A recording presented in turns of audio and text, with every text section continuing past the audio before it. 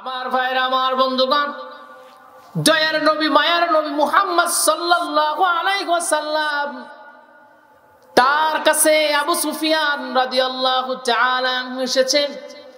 আবু সুফিয়ান মক্কা বিজয়ের পূর্বে নবীজিকে অনেক অত্যাচার করেছেন, অনেক জুলুম করেছিলেন। উতবা, সাইবা, মুগীরা, আবু সুফিয়ান তারা এক কাতারে ছিল। নবীজির উপর তারা জুলুম করেছে, নবীজির উপর অত্যাচার করেছে।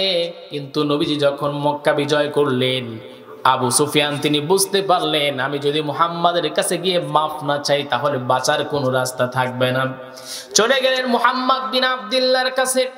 আমার নবীজি যেই জায়গায় অবস্থান করেছিলেন, গোপনে গিয়ে নবীজির সঙ্গে দেখা করতে চাইলেন। আমার নবীজি মুখটা ঘুরিয়ে ফেললেন। আবু সুফিয়ান নবীজির সঙ্গে দেখা করতে পারলেন না। এরপরে তিনার চিন্তা হলো, আমি নবীজির সঙ্গে দেখা করে ছাড়বো। হযরত আবু বকরকে ডেকে বলছেন, আবু বকর, আমি মুহাম্মাদের সঙ্গে দেখা করতে চাই, কিন্তু সে আমার সঙ্গে কথা বলছে না। এই মুহূর্তে আবু বকর রাদিয়াল্লাহু তাআলা আনহু ডেকে বলল, আবু সুফিয়ান শোনো, তুমি মদিনাতে নবীজির সাহাবীদের উপরে যেমন করে অত্যাচার করেছো, নবীজিকে যে পরিমাণ জুলুম করেছো, আল্লাহর কসম এরপরে নবীজি তোমার সঙ্গে কথা বলবে কিনা সেটা আমার মনে হয় বলবে না। তোমার সঙ্গে কথা বলবে না, এটাই স্বাভাবিক। আল্লাহর নবী তোমার সঙ্গে কথা বলবে না। আবু সুফিয়ান বলল, যতক্ষণ পর্যন্ত মুহাম্মদ আমার সঙ্গে কথা না বলবে ততক্ষণ পর্যন্ত আমি তার দরজা ছেড়ে দিব না। জেদ করলেন, তিনি দেখাই করে ছাড়বেন।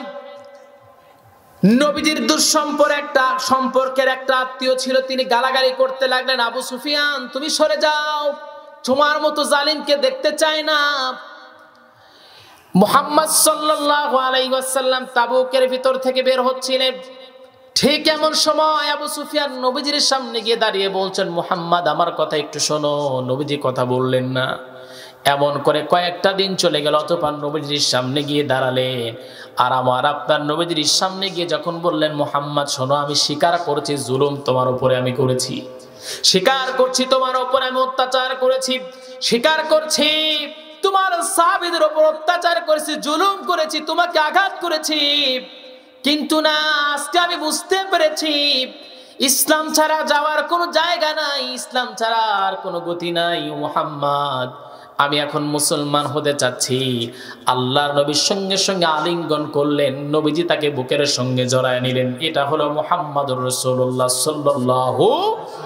নবীজি তারা মাফ করে দিলেন। আর আবু সুফিয়ান পড়ে নিলেন, লা ইলাহা ইল্লাল্লাহু মুহাম্মাদুর রাসূলুল্লাহ। সবাই বলি সাল্লাল্লাহু, আর একটু জোরে বলি সাল্লাল্লাহু। আমার ভাইরা, আমার বন্ধুগণ, মুসলমান হয়ে যাবার পর যখন আল্লাহর নবী তাদের হাতে কোরআন তুলে দিয়েছেন, তারা সোনার মানুষ হয়েছে। হযরত ওমর একজন ডাকাত ছিলেন, কিন্তু যখন কোরআন তার হাতে এসেছে তখন তিনি সোনার মানুষ হয়ে গেছেন, ঈমানটা বেড়ে গেছেন। ইন্নামাল মুমিনুনা আল্লাযীনা ইযা যুকিরাল্লাহু ওয়াজিলাত কুলুবুহুম ওয়া ইযা তুলিয়াত আলাইহিম আয়াতুহু যাদাতহুম ঈমানাও ওয়া আলা রাব্বিহিম ইয়াতাওয়াক্কালুন। সবাই বলে আল্লাহু আকবার। যখন এই কোরআন পড়েছে, যাদাতহুম ঈমানা, তাদের ঈমানটাকে আল্লাহ পাক বৃদ্ধি করে দিয়েছেন। আপনার ভিতরে যদি ঈমানের দুর্বলতা চলে আসে তাহলে আপনি কোরআন তেলাওয়াত করবেন না? কিন্তু আমরা অধিকাংশ লোক এখানে কোরআন পড়তে জানি না, কোরআন পড়তে পারি না। আল্লাহর নবী বলেন, ইকরাউল কুরআন ফাইন্নাহু ইয়াতি বিয়াউমিল কিয়ামাতি শাফিআন লিআসহাবি। আল্লাহর নবী বলেন, তোমরা কোরআনটাকে বেশি বেশি পাঠ করবা, কারণ কোরআনটাকে যে বেশি বেশি পাঠ করবে কিয়ামতের দিন এই কোরআনটাকে সাক্ষ্য দিয়ে, কোরআনটাকে শাফাত করে আল্লাহর জান্নাত পর্যন্ত পৌঁছায়া দিবে। তাহলে কোরআন শেখার দরকার আছে না নাই? সবাই বলেন আছে না নাই? আমার ভাইরা, আমার বন্ধুগণ, এই শেষ বয়স এসেছেন, এখনো যদি চিন্তা করেন না এই কোরআনটাকে শিখতেই হবে, হুজুরের কাছে গেলেন আর আপনি সময় নিয়ে কোরআনটাকে শেখা শুরু করে দিলেন, আপনি লিখে নিতে পারেন। এই অবস্থায় যদি মৃত্যু হয়ে যায় অবশ্যই রব্বে কারীম আপনার জন্য জান্নাতটা বাজেট করে দিবেন। যখন কোন বান্দা মারা যায়, যদি কোরআনের উপরে তার পদাচারণা থাকে, ওই আল্লাহর গোলাম মারা যাওয়ার পর কবরের ভিতরে সবাই সবকিছু অন্ধকার সে দেখতে পায়, কিন্তু যখন অন্ধকারের ভিতরে তিনি বুঝতে পারেন কেউ একজন এই কবরের ভিতর আছে, ডানে কে, বামে কে, সামনে কে, পিছনে কে, কে আমার চারদিক থেকে ঘিরে রেখেছে, ডাক দিয়ে বলে আল্লাহর গোলাম কে তুমি? ডান দিকে দাঁড়িয়ে আছো, বাম দিকে দাঁড়িয়ে আছো, আমার পায়ের কাছে দাঁড়িয়ে আছো। আজ তো ছেলে আপন হয় নাই, আজ আমার মেয়ে আপন হয় নাই, যাদের জন্য এই টাকাগুলো হারাম পথে অর্জন করলাম, হারাম পথে ইনকাম করলাম, তারা আজ পর্যন্ত আমার সঙ্গে কেউ আসে নাই, কবরে নামায়া দিছে, মাটি চাপা দিয়ে তারা আমাকে ছেড়ে চলে গেল। কার জন্য এত কিছু করলেন ভাই? মরে দেখে আপনি খাটের নিচ দিয়ে দেখতে পাবেন যে খাটনি ধরে আছে আপনার কলিজার টুকরা 4 জন সন্তান। অথবা ভাইয়ের জন্য এত কিছু করলেন, সেই ভাই আর আপনার ছেলেরা মিলে, আপনজনেরা মিলে আপনাকে ওই অন্ধকার কবরে নিয়ে যাচ্ছে। ওই কবরের ভিতরে এমন একটা অন্ধকার জায়গার ভিতরে, চারদিকে জঙ্গল, তার মধ্যে একটা গর্তের ভিতরে আপনাকে নামায়া দিল। এই নামায়া দেওয়ার পর মাটি চাপা দিল। এই অন্ধকারের ভিতরে কাউকে আপনি আপন পাবেন না। যদি আপনি কোরআনের উপরে যদি আপনার জীবনটাকে চালান, যদি আপনি ইসলামের উপরে জীবনটাকে চালান, এই অন্ধকারের ভিতর কোরআন আপনাকে ঘিরে ধরবে আর ডেকে বলবে আল্লাহ এই বান্দাকে আমি অত্যাচার করতে দিব না, এই বান্দারে জুলুম করতে দিব না, এই বান্দাকে তুমি আল্লাহ জান্নাত না দেওয়া পর্যন্ত আমি কোরআন তাকে ছেড়ে দেব না। আল্লাহু আকবার, আল্লাহু আকবার। আমার ভাইরা, আমার বন্ধুগণ, তাহলে যাদাতহুম ঈমানা, কোরআন তেলাওয়াত করলে ঈমান যিনি বাড়িয়ে দেন তিনি কে? আল্লাহ। আমরা ঈমান এনেছি কিন্তু কোরআন পড়তে যেহেতু পারি না, সেই ক্ষেত্রে আমাদের ঈমানের 12টা বাজে বেজে যায়, ঠিক কি না? আমার ভাইরা, আজকে আমি সাজেস্ট করব যাদের কাছে স্মার্টফোন আছে তারা আপনি কোরআন তেলাওয়াত শুনবেন, হাফেজ জাকারিয়ার কোরআন তেলাওয়াত শুনবেন, আবু রায়হানের কোরআন তেলাওয়াত শুনবেন, বান্দার বালিলা শেখ আব্দুর রহমান সুদাইসের কোরআন তেলাওয়াত গুলো শুনবেন। যখন কোরআন তেলাওয়াত শুনবেন এমন মাধুর্যতা আপনার ভিতরে কাজ করবে, অটোমেটিকলি যাদাতহুম ঈমানা, ঈমানটাকে আল্লাহ পাক বাড়ায়া দিবেন, ঠিক কিনা? আমার ভাইরা, আমার বন্ধুগণ, সাহাবায়ে কেরামদের তো এমনই হয়েছে। সাহাবায়ে কেরামেরা যুদ্ধের ময়দানে গিয়ে রাতের বেলায় কোরআন তেলাওয়াত করেছেন। একজন সাহাবী তিনি একটা কাজ করতেছিলেন, রাতের বেলায় জিহাদের ময়দানে থেকে তিনি বাসায় ফিরেছেন। ওই সাহাবী চিন্তা করেছেন আমি তো বাসায় ফিরে আসছি, সময়টাকে হয়তো না কাজে লাগাই, এই জন্য তিনি দাঁড়ালেন, দাঁড়িয়ে তিনি কোরআন তেলাওয়াত করলেন, সূরা বাকারা থেকে তেলাওয়াত শুরু করলেন।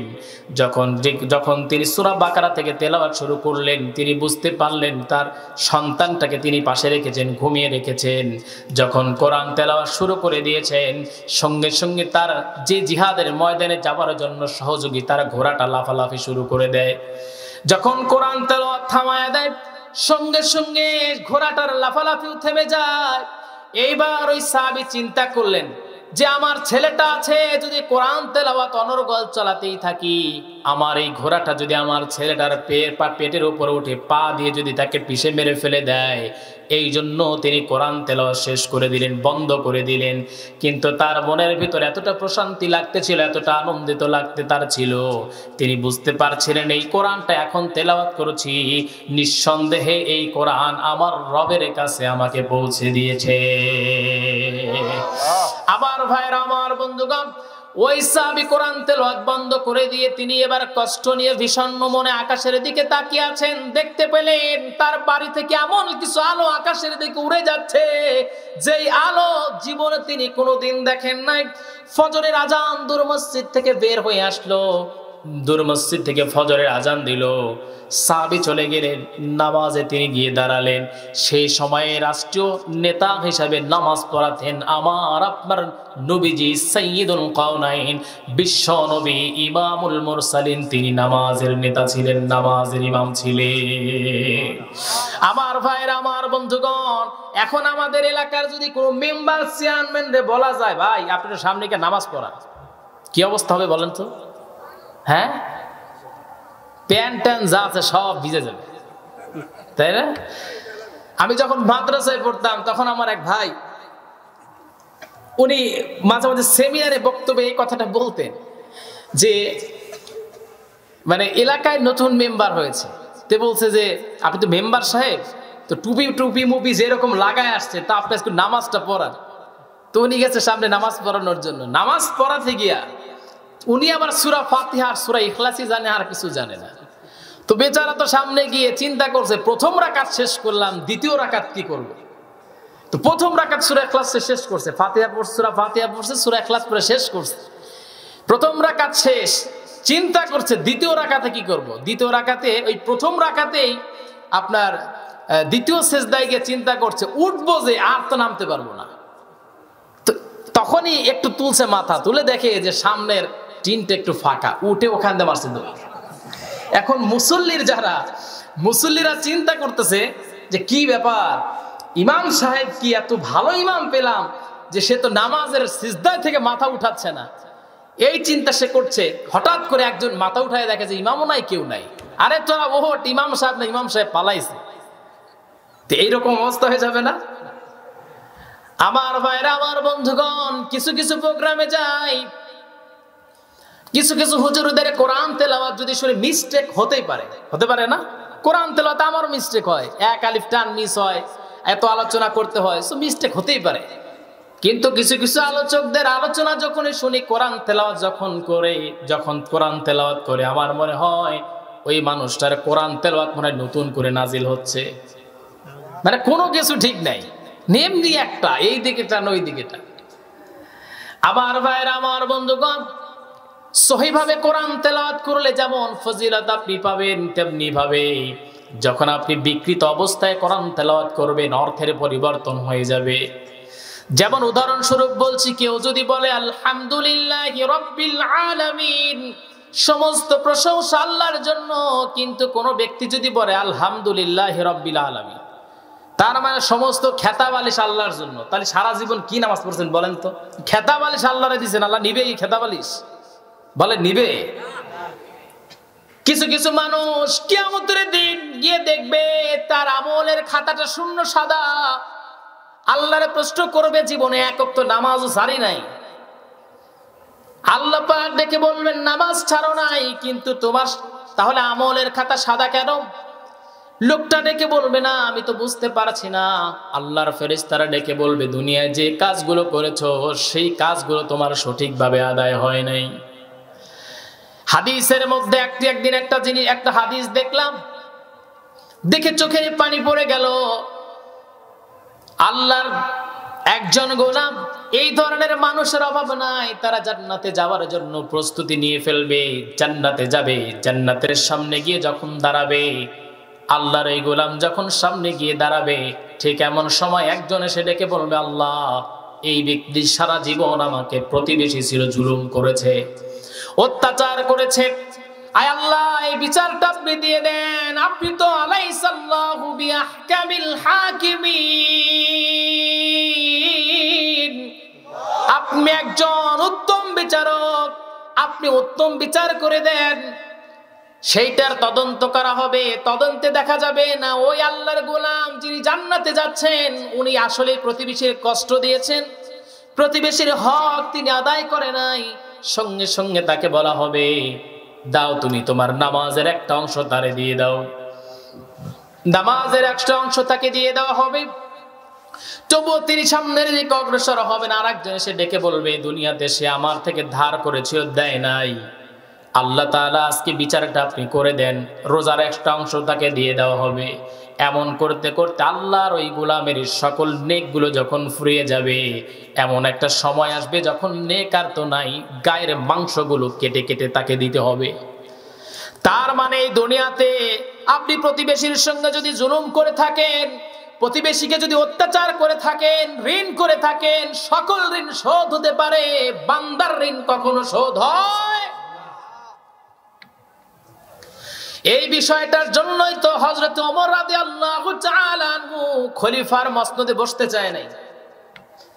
কারণ তিনি ভেবেছেন সৌদি আরব সহ প্রায় 53টা রাষ্ট্রের প্রেসিডেন্ট হযরত ওমর ছিলেন, হযরত ওমর রাদিয়াল্লাহু তাআলা আনহু তিনি চিন্তা করতেন, এত বড় রাষ্ট্রের প্রেসিডেন্ট আল্লাহ পাক আমাকে বানিয়েছেন, অর্ধজাহানের খলিফা আল্লাহ আমারে বানিয়েছেন, এত মানুষের হক আদায় করা সম্ভব নয়। কিয়ামতের দিন যদি কোনো আল্লাহর বান্দা আল্লাহর বান্দী আল্লাহর সামনে দাঁড়িয়ে বলে ওমর আমাদের কোনো হক আদায় করে নাই, তাহলে আমি ওই দিন জান্নাতে যেতে পারবো? কারণ আপনি যদি শিরিক করেন, শিরক গুনাহ আল্লাহ মাফ করতে পারে, সগীরা কবিরা গুনাহ যা করেন মাফ করতে পারে, নামাজ পড়েন না আল্লাহ মাফ করতে পারে, কিন্তু বান্দার হক কখন আল্লাহ মাফ করেন? এই জন্য হযরত ওমর ক্ষমতার মসনদে বসতে চাইতেন না। অন্যান্য সাহাবায়ে কেরাম তারা ক্ষমতার মসনদে ক্ষমতার জায়গায় তারা বসতে চাইতেন না, কারণ দায়িত্বটা বড়। কিন্তু এখন হয়ে গেছে বিপরীত, ক্ষমতার চেয়ার আমাদের দরকার, ছাড়া যাবে না। এই জন্য প্রয়োজনে সব মেরে খাবো। আমাদের ওখানকার কথা বলছি, করোনার সময় কন্ট্রোলের চাউল আছে না, মুরগিও খায় না, এটাও নিয়ে আপনার অনেক কিছু হয়ে গেছে। এটাও চুরি করছে, গোডাউন ভরে ফেলছে এক লোক, তাকে ধরা হলো। অবশেষে সে বলল আমি মানুষকে দেবো, এই জন্য নিয়ে আসছি। আমার ভাইরা, আমার বন্ধুগণ, এই সকল ব্যক্তিরা আল্লাহর জান্নাতে তো যাবে না, কারণ হিসাব দিতে হবে। যতক্ষণ পর্যন্ত হিসাব না দিতে পারবে আল্লাহর জান্নাতে যেতে পারবে। আমার ভাইরা, আমার বন্ধুগণ, এই জন্য কোরআনের জ্ঞান আপনার ভিতরে থাকতে হবে। কোরআনের জ্ঞান যদি থাকে তাহলে অবশ্যই কেউ কখনো জনগণের অর্থ সম্পদগুলো লুণ্ঠন করতে পারে না, জনগণের সম্পদগুলো কখনো সে নিজের করে নিতে পারে না।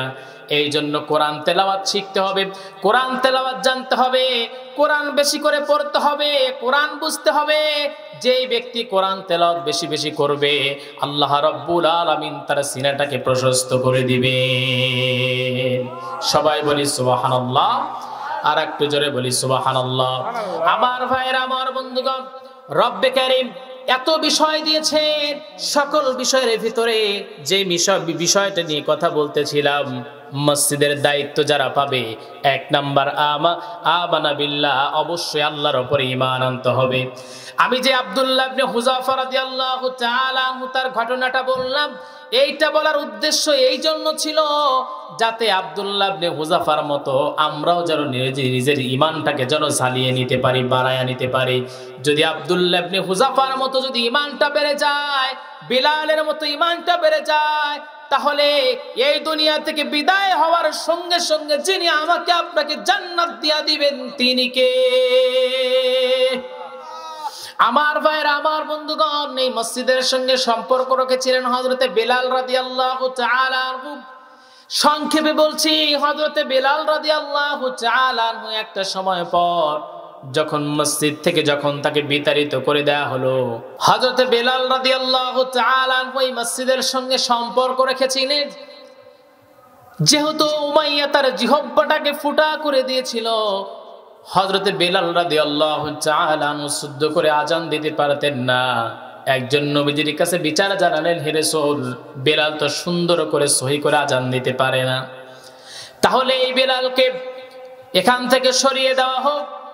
আল্লাহর নবী বললেন ঠিক আছে, নতুন মুয়াজ্জিন নিযুক্ত করা হলো। আর ইশারের নামাজের পর নবীজি ডেকে বললেন, বেলাল, আগামীকাল ফজর থেকে তুমি আর আজান দিবে না, নতুন মুয়াজ্জিন নিযুক্ত করা হয়েছে, সে এসে আজান দিবে। হযরতে বেলাল রাদিয়াল্লাহু তাআলা আনহু তিনি যেই কাজটা করলেন, বাসায় চলে গেলেন। আর বাসায় গিয়ে ডেকে বলছেন, আল্লাহ, দুনিয়ার কারো কাছে বিচার দেব না, বিচার দিতে চেয়েছিলাম নবীর কাছে, মুহাম্মদ সাল্লাল্লাহু আলাইহি ওয়াসাল্লামের কাছে, কিন্তু নবীজি আমাকে সরিয়ে দিয়েছেন। বিচার দুনিয়ার অন্য কারো কাছে দিতে চাই না, একমাত্র তোমার কাছে আমি বিচার দিতে চাই। আল্লাহ তাআলা আমাকে তুমি কালো বানিয়েছো, এই জন্য আমি দায়ী নই, তুমি দায়ী, তুমি আমারে কালো বানিয়েছো। ও আল্লাহ, তুমি আমার ঈমানের পরীক্ষা নিতে গিয়া উমাইয়া আমার জিহ্বার ভিতরে বাবলা গাছের কাঁটা ঢুকিয়ে দিয়েছিল, এই জন্য জিহ্বাটা ফুটা, আমি সিনটাকে শিন বা সিন বলতে পারি না, শিন বলতে পারি না, এলোমেলো হয়ে যায়, সহিভাবে আজান দিতে পারি না। এই জন্য মসজিদে নববীর মুয়াজ্জিন থেকে আমাকে সরিয়ে দেওয়া হলো। আয় আল্লাহ, তোমার কাছে আমি বিচার জানালাম, বিচারটা তুমি করে দিবা। আল্লাহ রাব্বুল আলামিন বিচারটাকে ঠিক তেমনই করে দিলেন। পরের দিন ফজরের নামাজের জন্য নতুন মুয়াজ্জিন নিযুক্ত করা হলো। তিনি আজান দিলেন, সুললিত কণ্ঠে তিনি আজান দিলেন। সুললিত কণ্ঠে যখনই আজান দিয়ে দিলেন, কিন্তু সুবহে সাদিক আর হয় না, সূর্য উদিত হয় না। জিবরিল আলাইহিস সালাতু ওয়াস সালাম নবীজির কাছে আসলেন আর ডেকে বলছেন, হে রাসূল, আজকে কি ফজরের আজান হবে না? নবীজি ডেকে বললেন, ফজরের আজান হয়ে গেছে। জিবরিল আলাইহিস সালাতু ওয়াস সালাম ডেকে বলছেন, হে রাসূল শুনেন, কই আজকে আজান কে দিল যে আজান আসমানে পৌঁছায় নাই? কই হাবশির সেই কালো বেলাল? বেলাল যখন আজান দেয়, বেলালের আজান আসমানে পৌঁছে যায়। আসমানে তো পৌঁছায়, বেলালের আজান শুনে আসমানের সকল ফেরেশতারা আল্লাহর কুদরতি কদমে সিজদা দেয়। কই সেই বেলাল? সেই বেলাল যদি আজান না দেয়, কিয়ামত হয়ে যাবে, সূর্য আর কোনোদিন উদিত হবে। কই বিলাল? বিলাল রে নিয়ে আসেন। বিলাল রে নিয়ে আসা হলো।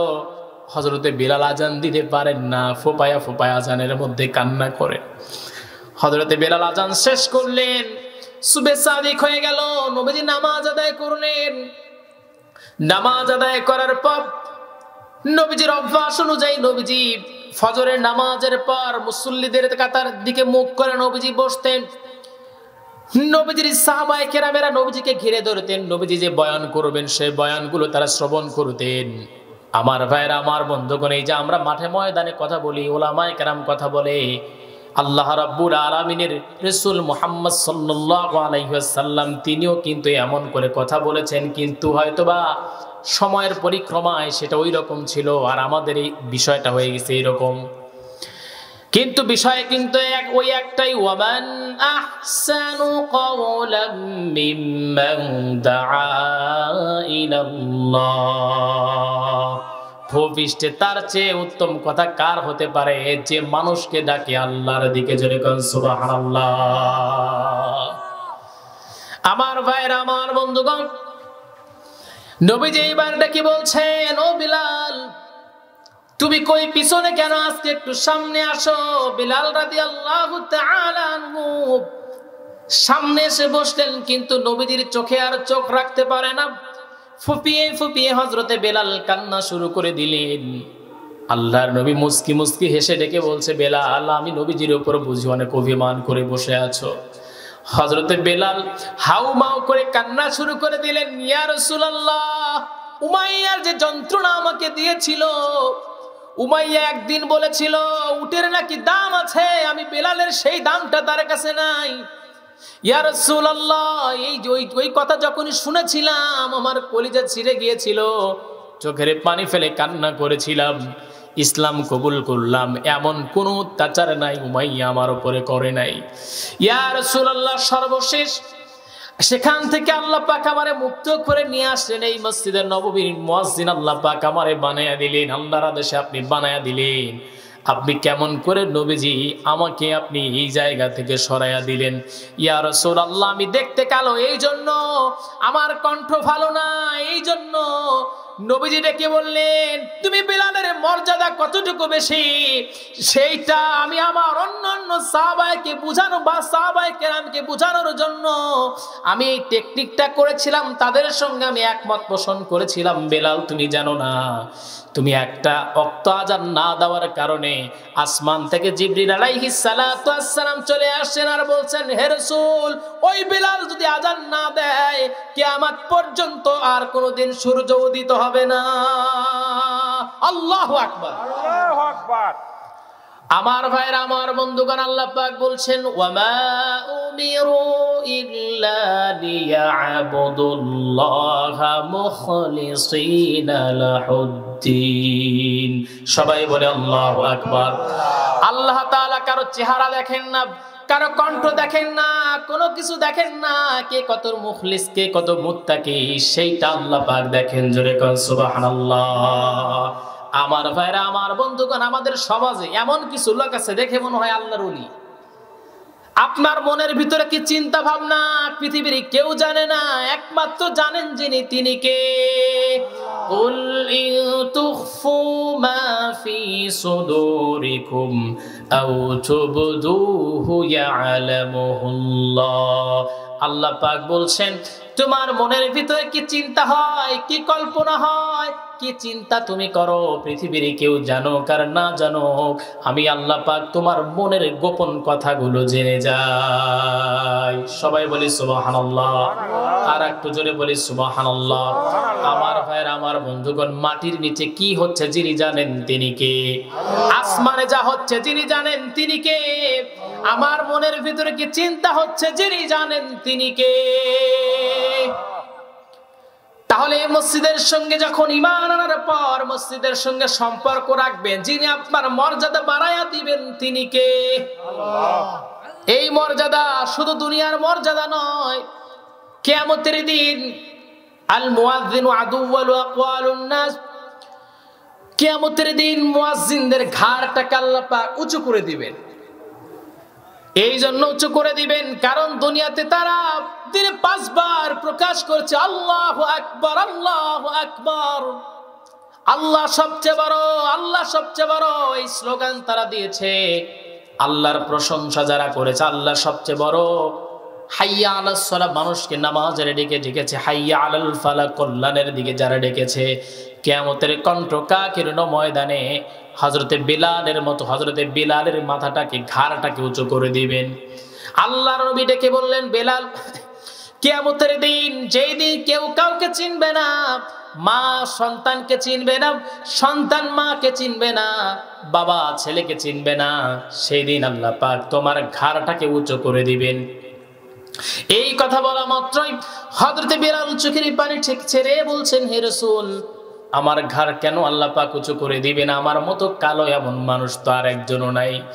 আল্লাহর নবী, বিশ্ব নবী বললেন, দুনিয়াতে তুমি 5 বার যে আযান দাও, আল্লাহু আকবার, আল্লাহু আকবার, তুমি সাক্ষ্য দাও আশহাদু আল্লা ইলাহা ইল্লাল্লাহ, এই যে ভালো কাজগুলো, ভালো কথাগুলো তুমি উচ্চারণ করো, আল্লাহু আকবার, আল্লাহ সবচেয়ে বড়, তুমি বড়ত্ব প্রকাশ করো, আল্লাহ রাব্বুল আলামিন এই কণ্ঠকাকীর্ণ কঠিন মুহূর্তে তোমার ঘাড়টা উঁচু করে দিবেন।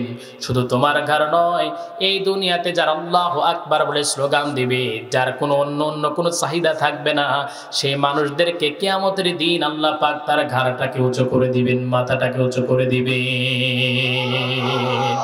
সবাই বলি সুবহানাল্লাহ, আর একটু জোরে বলি সুবহানাল্লাহ। তাহলে এই মসজিদের সঙ্গে থাকার দরকার আছে না নাই? আর একটা জোরে বলেন, আছে না নাই? কিন্তু মসজিদের সঙ্গে এখন আমাদের সম্পর্ক খুবই খারাপ, নাকি? ফজরের সময় মসজিদে আর লোক পাওয়া যায় না। আমার ভাইয়েরা, আমার বন্ধুগণ, পৃথিবীতে যত মজার কিছু আমি পেয়েছি, তার মধ্যে সবচেয়ে মজার বিষয় যেটা পেয়েছি সেটা হলো, যখন অত্যন্ত কষ্ট এবং জ্বালা যন্ত্রণা আমার ভিতরে কাজ করেছে, তখন আমি নামাজে দাঁড়িয়েছি। আমি এই যে মজা পেয়েছি নামাজের ভিতরে, এইরকম মজা দুনিয়ার অন্য কোনো কিছুতে আমি পাই নাই। আমার ভাইয়েরা, যখন নামাজে দাঁড়িয়েছি, বিশেষ করে তাহাজ্জুদের নামাজের জন্য যখনই দাঁড়িয়েছি, মনে অনেক যন্ত্রণা, অনেক ব্যথা, অনেক টেনশন। তাহাজ্জুদের নামাজের জন্য যখন দাঁড়িয়েছি, আমার ভাইরা, যখন আপনি অনেক ব্যথিত হয়ে যাবেন, আপনার ঘরের ভিতরে স্ত্রী আছে, স্ত্রীর কাছে গেলেন, যাওয়ার পর প্রাণপ্রিয় স্ত্রীকে আপনি জড়িয়ে ধরলেন, ফোপায়া ফোপায়া বাচ্চাদের মতো অনেক সময় কান্না করেছেন, এমন মানুষ এখানে আছে। অত্যন্ত বিপদের মুহূর্তে, অথবা আপনি কোনো কারণবশত জেলে গিয়েছিলেন, উদাহরণস্বরূপ বলছি, জেল থেকে ফিরে আসার পর ঘরের ভিতরে গিয়ে বা স্ত্রীকে জোড়ায়া ধরে ফোপায়া কান্না, অথবা বিদেশ থেকে আসছে 15 বছর পর স্ত্রীকে দেখে না, এয়ারপোর্টে জড়ায়া ধরে 2 জন ফোপায়া কান্না বাচ্চাদের মতো, এমন হয়েছে না? আছে না? আছে। এটা 2টা প্রাণী, 2 জন মানুষ, 2 জনের প্রাণ আছে, তারা 2 জন 2 জনকে জড়িয়ে ধরে কান্না করে। কিন্তু আজব ব্যাপার, যখন আপনি ব্যথিত হয়ে যাবেন, স্ত্রীকে পাশে পাচ্ছেন না, বাবা মাকে পাশে পাচ্ছেন না, কোনো বন্ধুকে পাশে পাচ্ছেন না, ঠিক এই কণ্ঠকাকীর্ণ মুহূর্তে যখন আপনার ঘুম আসছে না, নিজের অজান্তেই মনটা আপনাকে ডেকে বলছে, দেরি করো না, একজনের কাছে সান্নিধ্য পেয়ে যাবা, তুমি একটু নামাজে দাঁড়িয়ে যাও। যায় নামাজ বিছালেন, যায় নামাজ বিছায়া যখন আপনি তাহাজ্জুদের নামাজে দাঁড়িয়ে যাবেন, সিজদায় যাবার পর বাচ্চাদের মতো ফুবায়া ফুবায়া কান্না করবেন। যেন আপনি বুঝতে পারছেন যে কেউ একজন আপনার কথাগুলো শুনছে, কেউ একজন আপনার কথাগুলো শ্রবণ করেছে। আল্লাহর কসম করে বলছে, আমি নিজে প্রমাণিত হয়েছি। ওই সময় আমি ফিল করেছি কেউ একজন আছে যিনি আমার কথাগুলো শুনছেন, আমার কথাগুলো শ্রবণ করেছেন, আমার দুঃখগুলো নিজের কাছে নিচ্ছেন, এবং পরবর্তীতে গিয়ে সফলতার মুখ আমি দেখতে পেয়েছি। আমার ভাইয়েরা বিপদে পড়ে গেছেন, নামাজে দাঁড়ান। কষ্ট হয়েছে, নামাজে দাঁড়ান। সমস্যা হয়েছে, নামাজে দাঁড়ান। নামাজে দাঁড়াবেন, সকল সমস্যার যিনি সমাধান করে দিবেন তিনি কে? জিকির করে লা ইলাহা ইল্লাল্লাহ, লা ইলাহা ইল্লাল্লাহ, লা ইলাহা ইল্লাল্লাহ, লা ইলাহা ইল্লাল্লাহ। সামনে সামনে একটু দিবেন না, তাহলে আমার কাছে জমা আছে, মানে কালেকশন করা যায়। আপনার দিকে একটু ইতিটা নেন। লা ইলাহা ইল্লাল্লাহ, লা ইলাহা ইল্লাল্লাহ, লা ইলাহা ইল্লাল্লাহ মুহাম্মাদুর রাসূলুল্লাহ। সবাই বলি সাল্লাল্লাহু, আর একটু জোরে বলি সাল্লাল্লাহু। আমার ভাইরা, আমার বন্ধুগণ, তাহলে নামাজের স্থান মসজিদ, সেই মসজিদকে প্রতিষ্ঠিত করা, মসজিদকে উন্নতি করা আমাদের কর্তব্য এবং দায়িত্ব, আছে না নাই? এই মসজিদটা কিন্তু ভাই আমার না, মসজিদ সবারই, কিন্তু আমি কিন্তু এখানে এক ওয়াক্ত নামাজও কোনোদিন পড়ি নাই। পড়ছে কারা? আপনারা। নবীজি সাল্লাল্লাহু আলাইহি ওয়াসাল্লাম এই জন্য বলছেন, মান বানা লিল্লাহি মাসজিদান বানাল্লাহু লাহু বাইতান ফিল জান্নাত। যে দুনিয়ায় মসজিদ প্রতিষ্ঠিত করবে, আল্লাহ পাক জান্নাতে তার জন্য বিল্ডিং বানায়া দিবেন, তার জন্য জান্নাতের ভিতর একটা বালাখানা বানায়া দিবেন। তার মানে মসজিদের জন্য আপনি সহযোগিতা করুন, দিন কায়েমের জন্য, সালাত আদায়ের জন্য আপনি যেই কাজটা করলেন, এটার বিনিময় স্বরূপ আল্লাহ পাক জান্নাতে আপনার জন্য বিল্ডিং বানায়া দিবেন। ইসলামকে প্রতিষ্ঠিত করার জন্য তাবুক যুদ্ধের সময় নবীজি অর্থ চেয়েছিলেন। সকল সাহাবায়ে কেরাম প্রতিযোগিতা করেছিল। তার মধ্যে একজন সাহাবী আবু বকর রাদিয়াল্লাহু তাআলা আনহু, তিনি বাসায় ফিরলেন। বাসায় ফেরার পর বাসায় গিয়ে তিনি যে চিন্তা করলেন, কি আজকে দিব? এত অর্থ সম্পদ ছিল, সব ইসলামের জন্য দিয়ে দিয়েছে, আর কিছুই বাকি নাই। হযরত ওমর বাসায় গেলেন, 4টা ভাগ করলেন, 3 ভাগ নিয়ে আসছেন, 1 ভাগ রেখে এসেছেন। হযরত আলী বাসায় গেলেন, এমনিতেই কিছু নাই, 4 ভাগের ভিতরে 3 ভাগ নিয়ে আসছেন, 1 ভাগ রেখে আসছেন। হযরত ওসমান তিনি বাসায় গেলেন, তিনি ওই রকম করলেন, কিন্তু হযরত আবু বকর কিছুই রাখেন নাই। তিনি চিন্তা করলেন, তাবুক যুদ্ধের জন্য অর্থের প্রয়োজন, আকিমুদ্দিন, দিন প্রতিষ্ঠার জন্য অর্থের প্রয়োজন। কি করা যায়? শরীক থাকতেই হবে। চিন্তা করলেন, গায়ের যে জামা আছে আর একটা সুই আছে, এই 2টা জিনিস নিয়ে নবীজির সামনে গিয়ে দাঁড়াবো, কিন্তু আমি যদি আমার পরনের এই পোশাকটা দিয়ে দেই, কি পরে নবীজির সামনে গিয়ে দাঁড়াবো? হঠাৎ করে তার সামনে একটা ছালার চট পড়ে গেল, সেইটাকেই তিনি পরিধান করলেন, নবীজির দিকে অগ্রসর হলেন। হযরত ওমর, হযরত আবু বকর, হযরত ওসমান, অন্যান্য সাহাবায়ে কেরাম তার অর্থ সম্পদগুলো নিয়ে নবীজির সামনে এসে দাঁড়িয়ে বলছে, রাসূল নেন, অর্থ সম্পদগুলো দিয়ে দিলাম। আজকে সবার চিন্তা হলো, আজকে দান করে কোনোদিন আবু বকরের সঙ্গে পারি নাই, আজকেও আবু বকরকে পারতে দিব না। এতদিন পারি নাই, কিন্তু আজকে পারতে দিব না। কারণটা হলো, আবু বকরের বাড়িতে কোনো অর্থ সম্পদ নাই। সবার মনে এমন চিন্তা। নবীজি এবার অপেক্ষা করেছেন। হঠাৎ করে জিবরিল আলাইহিস সালাতু ওয়াস সালাম নবীজির সামনে সালার পোশাক পরে দাঁড়িয়ে গেছে। ডেকে বলছেন, ইয়া রাসূলুল্লাহ, দেখেন সালার পোশাক পরে আসছি। নবীজি বলছেন, কেন পরলাম?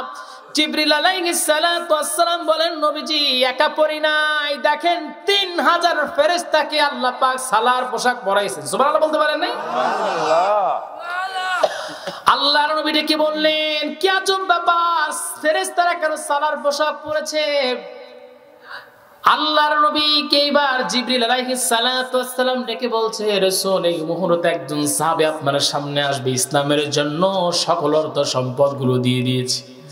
আজকে দেবার কিছু নাই, সে নিজে সালার চট পড়েছে, এই জন্য আল্লাহ পাক 3000 ফেরেশতাকে সালার পোশাক পরার অনুমতি দিয়েছেন, আদেশ করেছেন।